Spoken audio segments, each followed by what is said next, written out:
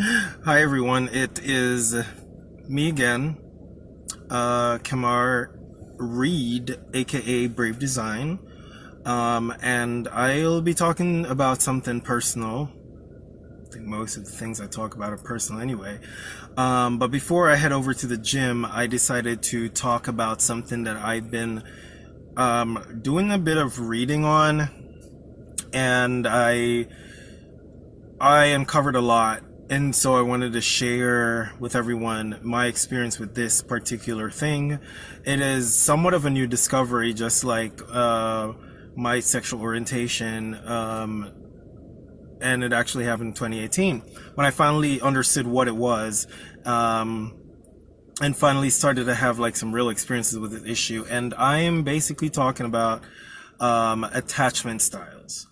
Prior to 2018, I had no idea what an attachment style was. I didn't know it existed. I read it as part of my psychology degree, but it didn't really stick because I didn't really know what I was reading. I didn't realize it was something that, like in psychology, when I was studying it, it was not talking about how this affects people later on in life. It was just talking about childhood psychology. So, yeah. So what I'm about to do, I am going to look up all the definitions and read them to you, and then come back and talk about which one of the attachment style best fits me and how I deal with it. Secure attachment style refers to the ability to form secure, loving relationships with others. A securely attached person can trust others and be trusted, love and accept love, and get close to others with relative ease. They're not afraid of intimacy, nor do they feel panicked when their partners need time or space away from them. They're able to depend on others without becoming totally dependent. About 56% of adults have a secure attachment style, according to the foundational attachment research by social psychologists Cindy Hazan and Philip Shaver in the 1980s. All other attachment styles are not secure and are known as insecure attachment styles. Avoidant attachment style is a form of insecure attachment style marked by a fear of intimacy. People with avoidant attachment style tend to have trouble getting close to others or trusting others in relationships. They typically maintain some distance from their partners or are largely emotionally unavailable in their relationships, preferring to be independent and rely on themselves. Avoidant attachment is also known as a dismissive avoidant attachment, and it generally aligns with the anxious avoidant attachment style observed among children. Some 25% of adults have the avoidant attachment type, according to Hazan and Shaver. Anxious attachment style is a form of insecure attachment style marked by a deep fear of abandonment. Anxiously attached people tend to be very insecure about their relationships, often worrying that their partner will leave them and thus are always hungry for validation. Anxious attachment is associated with neediness or clingy behavior, such as getting very anxious when their partner doesn't text back fast enough and constantly feeling like their partner doesn't care enough about them. Anxious attachment is also known as anxious preoccupied attachment and is generally aligned with anxious ambivalent attachment style or anxious resistant attachment style observed among children. Some 19% of adults have the anxious attachment style, according to Hazan and Shaver. Fearful of avoidant attachment style is a combination of both the anxious and avoidant attachment style. People with fearful avoidant attachment both desperately crave affection and want to avoid it at all costs. They're reluctant to develop a close romantic relationship, yet at the same time they have a dire need to feel loved by others. Fearful avoidant attachment is also known as disorganized attachment and is very rare and not well researched, but we do know it's associated with significant psychological and relational risk, including heightened sexual behavior, and increased risk of violence in a relationship and difficulties regulating their emotions. Okay, so as psychology determines, attachment styles often develop during infancy to like early childhood, and it has a lot to do with how your parents grew you, the kind of affection they provided, whether it was insecure or secure. But for me, mine wasn't as clear cut because yes, I kind of had codependent parents. I also had an unpredictable father. Well, he wasn't all that unpredictable. He's usually crabby. But I was a fourth child, and so I was able to bridge that affection from my siblings. And I also realized early on that I was an introvert, and I just really didn't. I didn't really want to share a lot with them. I kind of just stayed to myself, and I ended up becoming a little too independent, which actually helped me. That's why I was able to migrate to United States on my own without, worrying about family and everything. I was able to do that on my own. I was able to do a lot because I had this inner independence that was unscathed when it was threatened. So, early childhood, I loved nature, and we had like a forest behind us, so I would disappear into the woods every day, weekends actually. I didn't really want to be around my family too much because I didn't want affectionate questions and all that. I really didn't. I did not want that. Not at all. So I found a way to like just, I don't know, kind of separate myself from them. So fast forward to about my early 20s. I think I was about 22 or 23. My first relationship was I met two people the same week, and they both liked me and they both wanted to date. And I told them, both of them, like, this is the first time I'm dating, and I don't want to just ditch one person for the other because I don't know either of them and I like them both. So I ended up with two people. And when they started, like maybe after a month or two, when they started giving me ultimatums, I walked away. And I think if I should look back, that's when I showed that I really had some kind of avoidant attachment style at the time, because I didn't want to hear them tell me how much they liked me and blah, blah. Like, I didn't want to hear it. And so instead of listening to them, I just I run away, and I found someone else. And once they started, like, I don't know, acting kind of fishy, I walked away again. Fast forward to coming to the United States in 2011. My first relationship here, I was with not an avoidant, an anxiously attached person, and they would get very anxious if there were inconsistencies in my behavior. So let's say I came home one day and I was in a really bad mood, and this was when we were in a relationship. I'll give a good example. I was watching something one day on Facebook, and I saw this video. Well, I saw the thumbnail, and it was someone holding a head. And I was like, oh, this looks like a cool prank. So then I watched it, and I realized it was a cartel beheading, and it completely ruined it ruined my appetite, it ruined my mood, and I ended up just laying on the couch, just looking dazed. And my ex was like, because I had a friend over that invited the date over, and I think they were hooking up, I don't know. And my ex accused me of being jealous. That's why I was sad. And so I had to show them the video, and then they became depressed. I'm like, see, that is why I was depressed. I don't care what they're doing. I really don't care. I introduced them, so why would I be jealous? And I ended up developing a level of secure attachment with this person because it was a pleasure for me to reassure them. In fact, I used to say it a lot. I used to say to them that I understand you need, I love you, but I understand you need a bit of reassurance every once in a while. But ultimately we fell apart, not because of the attachment, not because of the attachment, but because we were significantly different in age.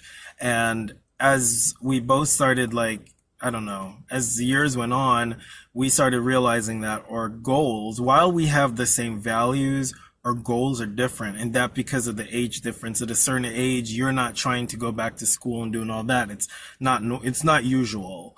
And for me, I was like 25. I was looking to go back to school, find a career I like, blah, blah, blah, all of that. So that's why we ultimately broke up. But I remember how I used to reassure this person all the time. And there were times I would just pop up at their job with lunch, and, I go right back home. They're going to come home to me, but I still do it anyway, because that way I reassure them that I care. I didn't need, and I used to explain to them all the time, like, it's not appropriate for us to go everywhere together, have the same friends, be joined at the hip. It's not normal. It's not natural, and it's not healthy. And one could have said, oh, this person was clingy and this person was needy. Well, they may have been that, but when you really love someone, yeah, it can be burdensome, but you feel more responsible for working through it instead of just jumping the gun and saying, you know what, this person is clingy, I don't want them. That's the statement that people say when they really have no intentions of having a real relationship. They just say that as an excuse, or they really just didn't like the person that much. They just either wanted the comfort in the moment, or they just wanted to keep it casual. So let me see.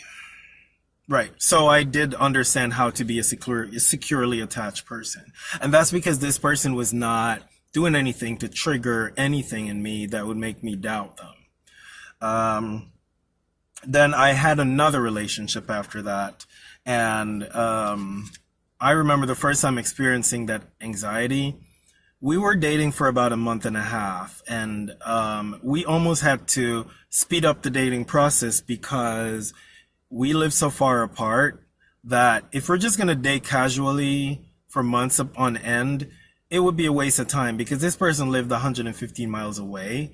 And if I'm going to be driving that far, it better be for something wholesome. I'm not driving that far to go hook up with anyone. I don't even like hooking up. So to drive that far to just waste my time would be ridiculous. So I asked this person, what were we doing? I didn't ask a title because that would have been ridiculous, but I asked, what was the purpose of this? Did you see me as someone that you would date? Are we dating? Are we trying to date? What are you doing? And they just smiled and went to bed. And I remember how first it made me anxious and then it made me very angry, which are both two of the stronger signs of someone with anxious attachment. However, as soon as we had the deep conversation, all that anxiety went away. As time went on, and I'll talk about this relationship in another video because it was very long and mentally abusive and degrading. But as time went on, I could tell they were talking to other people and this person was going to go back to their ex. But I didn't care for some reason. I didn't care because, at the end of the day, I said to myself, you know what? This isn't even worth it. So why am I even anxious? I looked at life as, there must be someone else out there. And so once we broke up, that was it.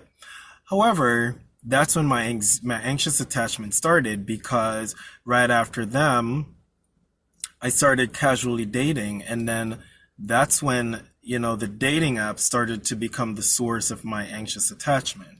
So remember, when I was in my early 20s, I was more along the avoidant type. Then I became more of a secure type when I was with my last two exes. But then after that, speed dating and going on dates and meeting people on apps started triggering my anxious attachment. Because what would happen, so if you're seeing this video for the first time, I identified as a demisexual person, and I am also on the asexual spectrum. What that means is if someone is attracted to me and their main reason is for sex, I'm just going to get hurt because even though I'm demisexual and I can find someone sexually attractive eventually and I can enjoy sexual contact, I don't like a lot of it. And I'm pretty sure it sounds weird coming from a male, but I don't like a lot of it. If it starts happening where I start feeling like it's a chore, which it usually does, it starts annoying me. It really annoys me and I get very passive aggressive and I stop hanging out with them a lot and it's a mess. So what ends up happening is every time I meet someone, 9 times out of 10, their intentions are not for something. They're not looking for a long-term anything, and I've had to accept that fact. They're not looking for a long-term anything. However, out of that 9 out of the 10, about 7 or 8 will actually tell me what they think I want to hear. And either when we become somewhat intimate or they realize it's not happening, they ditch. The problem is, a lot of times I can easily become emotionally connected with people, especially if I like them a little bit. So now, does it mean I rush into things? Um, I have in the past where I rushed into things, but a lot of times I tend to follow the person's lead because I don't want to be the person to rush in a relationship. So I say that to tell you that a lot of times when I'm abandoned, it was not my fault. You know, a lot of people with anxious attachment, they date someone and they want to rush into it quickly, and then even when they're into it, then they become excessively suspicious and they do things that pushes the partner away. I never get to that stage. In fact, if we get to the real relationship phase, my anxiety goes away for some reason. Whether I trust them or not, the anxiety goes away. I only have the anxiety during the dating phase because I know that's the most tumultuous period. Like, that's usually when they abandon me, during the dating, getting to know phase. Because as soon as they get to know me and realize that I don't just throw the word demisexual around because it sounds nice or I have standards, it freaks them out and they usually find a way to ditch. Either the ones that are honest will say they're not feeling it, but the other ones will always say they're busy and work is getting busy and they ghost. So I remember years ago someone told me, well, you know, if this is the experience you're having, why not just try to enjoy the process? And so I did. I decided to enjoy the process. Oh, I'm uncomfortable. I decided to enjoy the process, but then what ended up happening was people started imprinting on me. So if we end up going out watching a movie, walking by the river one too many times, then I start developing feelings for them. And then when, of course, the time comes when they realize that I'm not the fantasy they thought they had, then they ghost. And what that does to me, even as much as I try to accept it as a part of life, it reaffirms a lot of schemas which make me feel less about myself. And so I had to stop that. So what ended up started happening was I accepted this fact and I over accepted it, if there is even any such thing. So now I'm not an anxious attached person anymore. I am a fearful avoidant.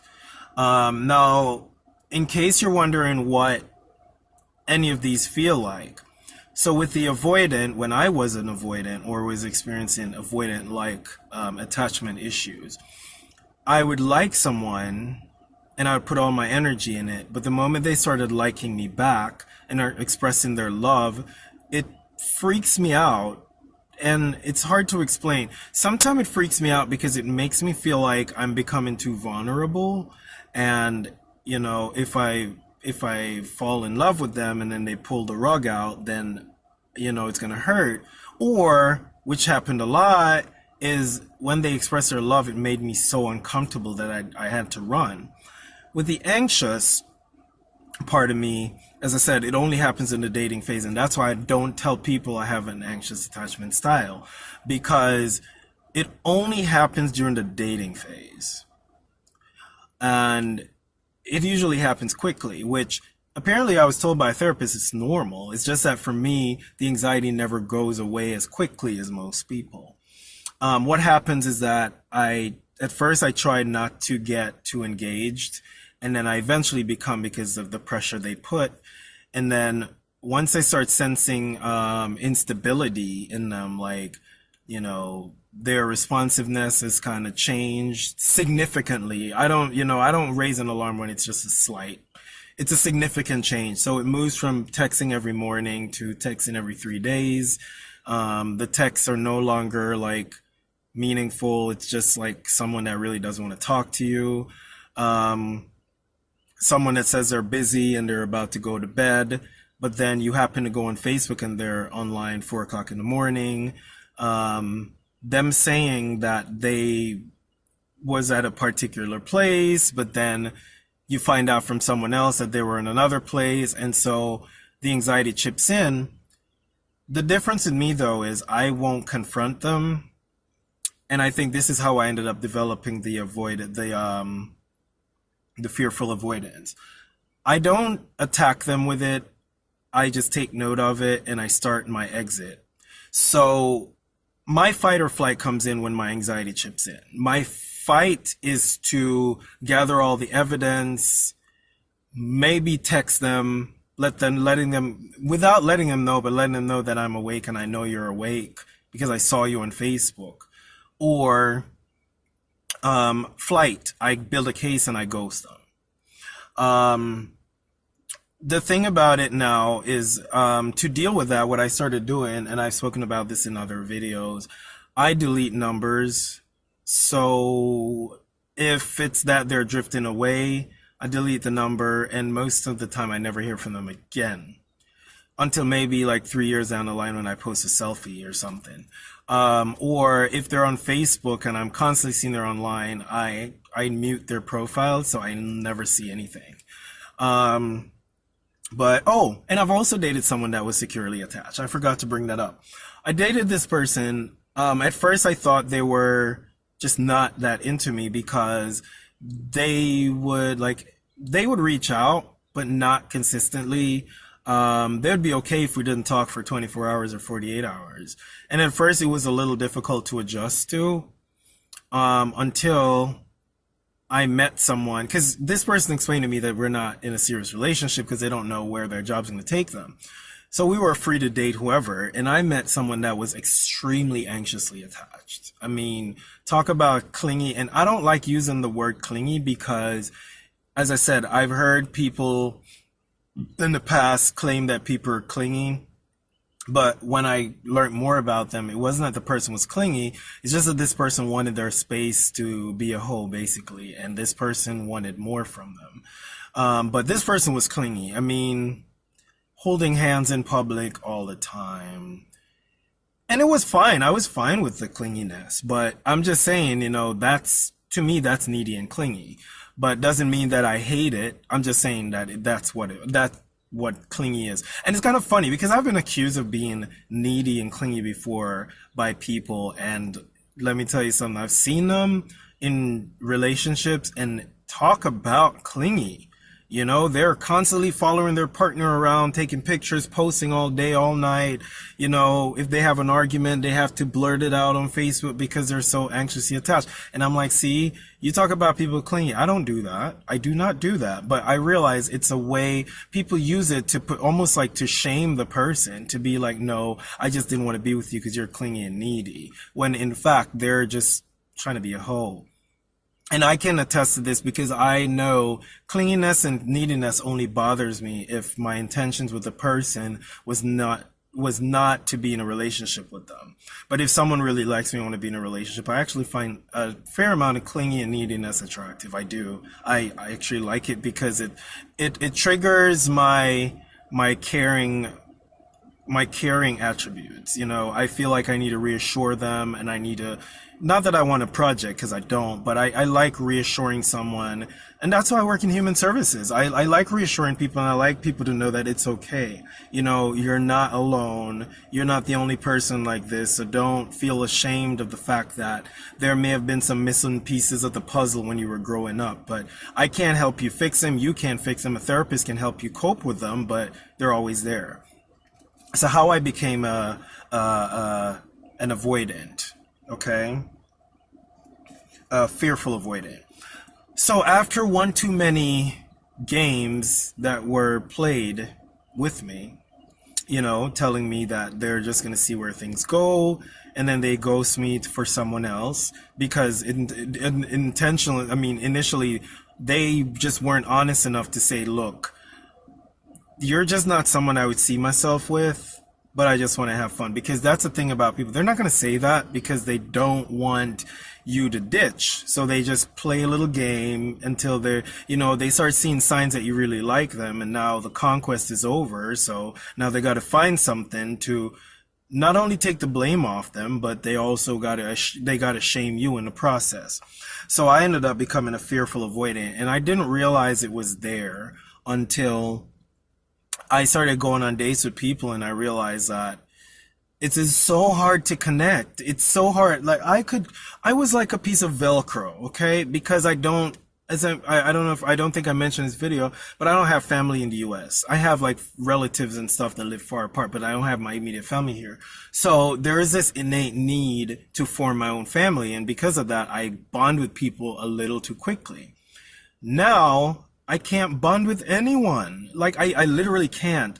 There is this person that I've been seeing for a while, and it burns my heart every day I see them because now I'm making them anxious because we have not been intimate and we have slept, like, we have been in the same bed. I can't even count how many times. And this person legitimately wants to know me. I've given them all the reasons to walk away. I told them how many people I've been with, how many dates I've been on, whatever, my asexuality, everything. I even told them about my avoidant attachment style, and they're like, I don't care. I still want to get to know you. And this person has a lot to offer, okay? A lot to offer. They're younger than me and has a lot to offer. Yet this person is still there. And it feels horrible because I have connected with people that isn't even half this person. Like, isn't even half the person this person is. And it sucks because I kind of feel like I'm going to have to go back to a therapist in order to address this because it's not fair. It is not fair to this person at all. But in the past, I've gone to therapists and I've talked about it. And I remember she told me that one of the ways to deal with anxious avoidance or anxious, because at the time I was having a lot of anxieties because of relationships. She told me that I have to avoid people that don't have good intentions. She said, if you feel pressured to have sex to keep them around, she can guarantee me that their intentions were not pure to begin with, because yes, there is a certain aspect of modern dating where if you don't put out, people feel like you're not interested. However, if you are, if you're keeping up with them, following up, planning dates, planning activities, and they still feel like you're not interested, then this person was not worth it. And she said to me, I know it's a pressure. I know it sucks because sometimes you can genuinely like people, but she's like, based on what I'm seeing in front of me and the experiences that you're telling me about, it seems like you're just like one of those girls that you'll hear guys say she's the hottest thing on earth, but not the type you take home to mom. She's like, you're kind of becoming the male version. And you have to realize that every time you go on these senseless dates, and you get hurt or rejected, it is reaffirming your attachment style, and it's only going to be detrimental to you. So I told her that other people said, just have fun. And she's like, yeah, are they therapists? Did they participate in years of research? They don't know what they're talking about, and it reminds me of a Jamaican saying where it is, puss and dog not have the same look. So basically what it's saying, a cat and a dog does not have the same look. So some people can just go out and have sex with random strangers and then be able to come back to baseline and have a healthy relationship. I can't do that. I can't because of my attachment style and the fact that years of failed dating have ruined my self-esteem to the point where, it's difficult to form bonds with people. And it also explained why a lot of the people that I've dated a lot of them are not that attractive, from my perspective. And a lot of them didn't really have a lot to offer because my attachment style has bruised my, self-esteem that bad that I started like just dating whatever was interested in me.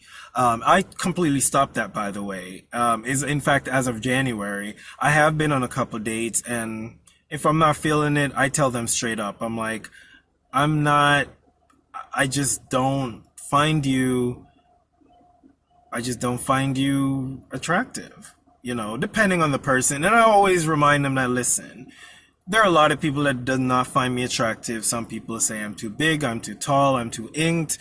My nose is too broad, it's too this, it's too that, my lips is this, facial hair. I don't care. You can't tell me I'm not attractive. You can't. I realize no one will be universally attractive, so I get it. Or I'll just tell them that, I'm just not feeling that bond. I'm not feeling it, and I'm not going to force it either. But now I'm a fearful avoidant. And what that feels like, I don't even remember if I explained how it feels to be an anxious attached. But anyway, before I even go into what a fearful avoidant feels. So with the anxious attached, you feel like the world is caving in. Like they don't respond. You start counting the hours. You see them on something else and bam, your heart starts racing, you get hot, you start sweating, you feel like you're gonna freak out. You know, if you have a glass of water in your hand, it could probably fall out. You know, you're driving, you'll break red lights. That's how extreme it can be. And in a way, I'm happy that phase is gone. I don't know if I'm happy about becoming a fearful avoidant now, because like I was reading the definition of the fearful avoidant and I'm like, shit, that's what I am now. Where every time I meet someone, if someone indicates interest, there's a moment of, oh, this could be good. And then right after that, there's a moment of, yeah, this person can really fuck up your life. And I'll just stop responding to them. Or I'll go on a date and the person will say, I really enjoy this date. You know, I can't wait for the next one. And I'm like, absolutely amazing. And then when they leave, I'm like, I'm never going to respond to your message again. Because with a fearful avoidant, you want love a lot. Like you really, just like the anxious and a lot of the avoidant, you really want love. You love love. You love the feeling of being loved. It makes you feel complete. You're most productive when you're in a relationship. It's almost like we're relationship addicts. But because a lot of us have either not been given the reassurance growing up, or we've had fucked up relationships, we fear the moment we start like remembering the good parts of relationship, we also remember the horrible parts, and or our unconscious mind doesn't want to go through that again, and so we catastrophize the whole experience and we run for the hills. And that's the phase I'm in now, and it sucks because I feel like maybe if I had stopped dating people, maybe if I had completed my therapy and, you know, not entertain people that claim that they wanted to get to know me, I wouldn't have ended up to a point where now I'm a fearful avoidant. And, you know, one therapist told me this, which really pissed me off. She said I should try exposure therapy. And I was like, where the fuck did you get your degree from? Because exposure therapy is best used in a situation where there's an irrational fear. So if you have an irrational fear of birds, you go around the birds, you realize nothing happening, you're fine. You cannot do that with humans. You can't fear relationships because you've been hurt so much, especially as someone that is along the asexual spectrum. Rejection is literally almost guaranteed. So the only way I would say, like the first therapist said, is to find people that genuinely like you. Like genuinely like you. Like if you should remove your arms, they would still like you. You know, you overshare and they are like, I like you even more. You know, but if it's a case where you're just casually dating like everyone else, asexuals are always going to get rejected. They're always going to get rejected. And someone would ask, you know, how do they end up in a relationship in the first place? Well, that's the thing. When you're asexual or demisexual, people don't believe you. Doesn't matter how much you explain to them, they don't believe you. They think you're just trying to sound like a goody two-shoes or you have high standards. I've actually met people that had demisexual on their profile and they were agreeing with everything I'm saying. And then I look on Tinder a couple months later and they're talking about their sexual interests. And I was like, demisexuals do not do that. They do not do that. That makes literally no sense. Why would you put that out there if you're trying to form a bond first before doing any of that? So, as I said, with being an avoidant and a fearful avoidant, you start fearing relationships, you start fearing hurt, and so it causes a barrier between you getting to know someone. And while that may be a good way for your subconscious mind to avoid hurt, especially when you've been hurt as many times as I have. I think I've been rejected from like dating people I was dating like maybe 15 or 20 times. I don't remember. But when you start getting that and you start seeing the trends and realizing that the trends are basically how you'll probably live the rest of your life, and it takes so much energy out of you. You know, I've had situations where rejection had me quit my job because I just fell on this streak of anxiety. But, you know, when you start experiencing that, your subconscious brain is going to go into protection mode. And I think that's what's going on now. And that is why I'm having such a hard time connecting with this one individual. But I'm really happy that this person really accepts me for me. and is still trying. I know they won't try for the rest of their life, but I at least appreciate the fact that they've given me hope that there are still people out there that are willing to love you for you, and it's not like this person is desperate. I've seen people they've dated, and they've dated really attractive people. That makes me feel a little confident, you know what I mean? So yeah, but I would really love to hear, especially from people that are avoidant and anxious. I would love to know how you actually feel when you're triggered by something, and how it either sends you running or it sends you into anxiety. As I said, I used to classify myself as an anxious attached, not until I started reading about it and realized that when I'm in a relationship, I actually don't burden my partner. I actually let them be. It's just during that dating phase, my anxiety gets out of control because unfortunately I am asexual, and most of the people that pursue me are looking for sex. So of course they're going to reject me. You don't have to ask. But yeah, I'd love to hear from you guys and hear how you deal with it, how you police your behavior. Has this ever broken up a good relationship for you? Do you regret it? Have you sought therapy? What your therapist told you? I would love to hear all of that. I'm going to leave my email again at the end of it if anyone wants to carry the conversation away from YouTube, or if there's something you want me to talk about, you could also send me an email there or write in the comment section. That would be fantastic. Until then, it's time to go to the gym and get them little titties. Let me see. Do they still work? Yeah, they still work. And get them titties bigger.